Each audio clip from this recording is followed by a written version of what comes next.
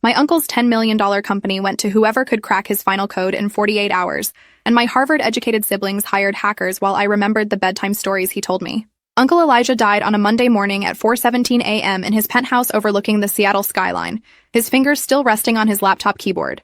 The medical examiner said massive heart attack, instant and painless, though I doubted anything about death was truly painless.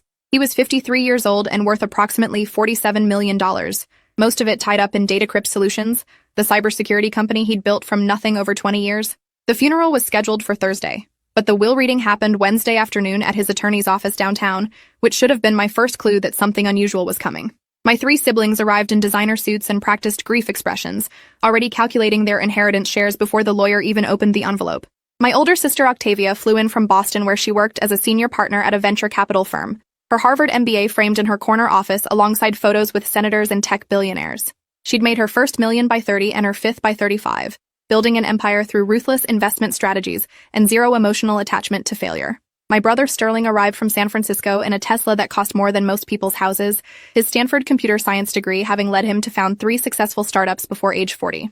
My younger sister Magnolia came from Manhattan, where she ran a hedge fund specializing in tech acquisitions, her Yale economics background and photographic memory making her a legend in financial circles. Then there was me, Phoenix Castellano, the family disappointment with a degree in literature from a state school and a job teaching creative writing at a community college. I made $43,000 a year and lived in a 1-bedroom apartment with secondhand furniture. The attorney's name was Bernard Yates, and he had the exhausted expression of someone who'd spent decades managing wealthy people's demands and deceptions. He opened the leather portfolio containing Uncle Elijah's will and began reading in a monotone voice that suggested he'd done this 1,000 times. The usual legal language about sound mind and disposing of assets. Then he reached the part that made my siblings lean forward with predatory interest. To my nieces and nephews,